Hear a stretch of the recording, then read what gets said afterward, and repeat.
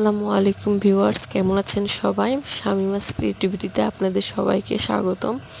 আজকে আমি দেওয়ালে লাগানোর জন্য ফুল দিয়ে ফ্রেম বানাবো। আপনাদের কার কাছে কেমন লেগেছে বলবেন কিন্তু। এই তো আমি বানানো শুরু করেছি।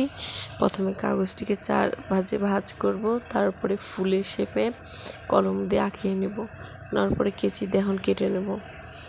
কাটার পরে এই তো ফুল শেপে চলে আসবে। আপনারাও ইচ্ছা করলে ট্রাই করতে পারেন।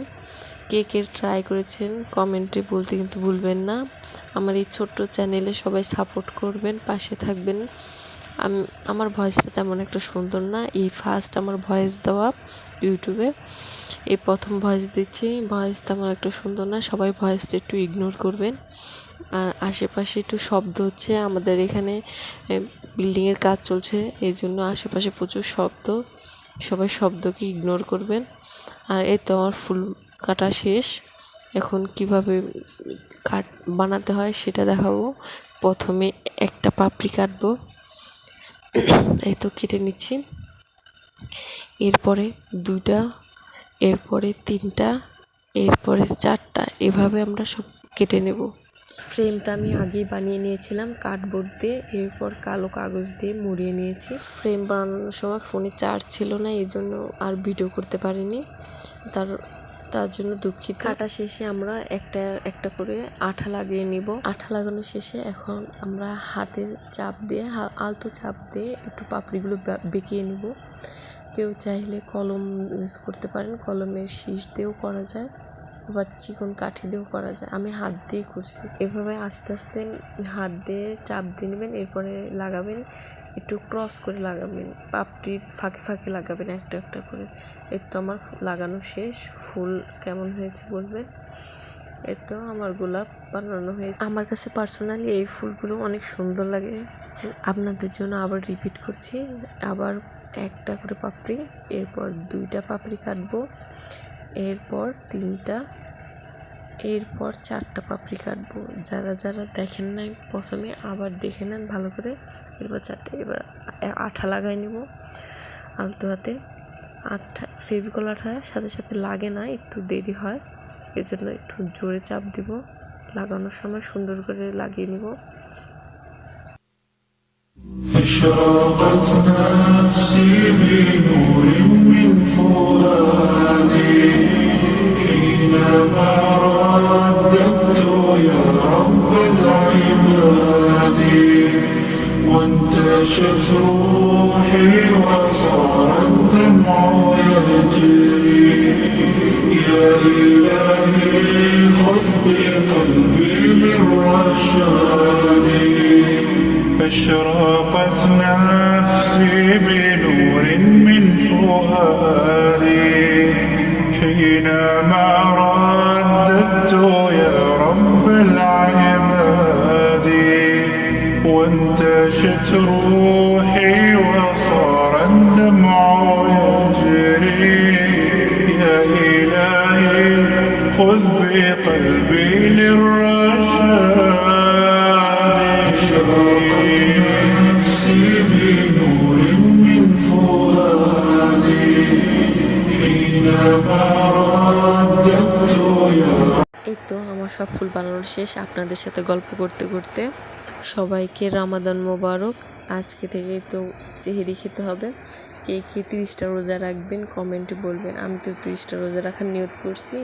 আল্লাহ এখন আমাকে সুস্থ রাখুক, ভালো রাখুক, আপনাদেরকেও সবাইকে সুস্থ রাখুক, ভালো রাখুক, 30টা রোজা রাখার তৌফিক দান করুক।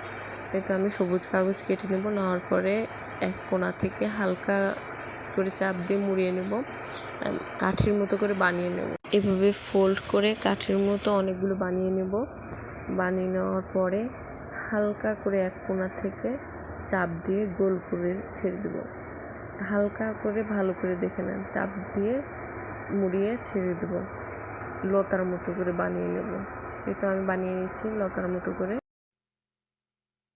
أشرقت نفسي بنور من فؤادي حينما رددت يا رب العباد وانتشت روحي وصار الدمع يجري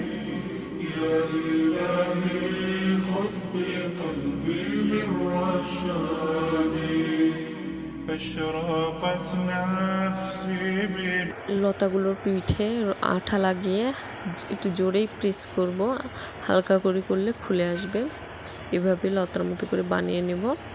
আপনারা চাইলে আপনাদের ইচ্ছা মতো বানিয়ে নিতে পারেন। আমি আমার ডিজাইন মতো বানিয়েছি, আপনারা আরও সুন্দর করে ডিজাইন করে বানাতে পারেন।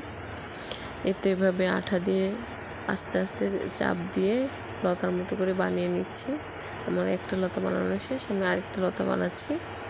তো এভাবে চাপ দিয়ে আঠা লাগানোর পর পিঠে আঠা লাগাবো। পিঠে আঠা লাগাইলে সুন্দরভাবে বসবে, এই জন্য পিঠে আঠা লাগাবো। আর আমার এখানে প্রচুর শব্দ হচ্ছে, বিল্ডিংয়ের কাজ চলছে, এই জন্য ভয়েসটা তেমন একটা সুন্দর হয় নাই এবং আশেপাশে প্রচুর শব্দ হচ্ছে, এই জন্য দুঃখিত। কাজ করতে বসছি, এই জন্য এসে দেখছে কি করছি আমি। টুনটুনিটা আমি যাই করি এসে দেখাই লাগবে তার, এ তো দেখছে, দেখে চলে যাচ্ছে। এখন তার ভালো লাগছে না আর দেখতে। টুনটুনি এখন চলে যাচ্ছে, তাকে ময়লা খাইতে দিই নাই দেখে, হয়তো তাকে একটু ময়লা দিলে খুশি হতো বা কাগজ দিলে কাগজের টুকরাটা খাইতো। এতে আমি এভাবে আঠা দিয়ে লাগাই নিচ্ছি ফুলগুলো, এরপর লতা লাগাবো। এখন লতাগুলো লাগাই নিব সুন্দর করে।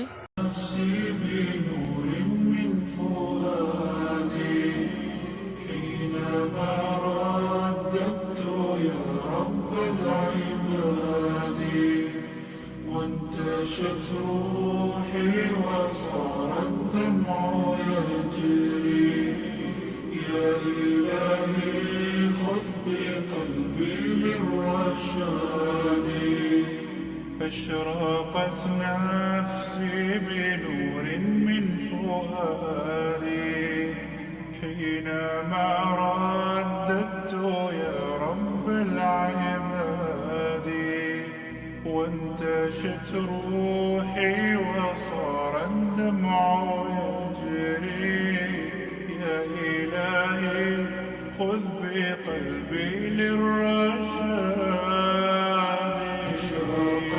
এই তো আমার দেওয়ালে লাগানো ফ্রেমের ছোট ছোট ডিটেলিং কাজ করছি অফ ক্যামেরায়। কেমন হয়েছে সবাই আমার চ্যানেলে সাবস্ক্রাইব করবেন, লাইক করবেন।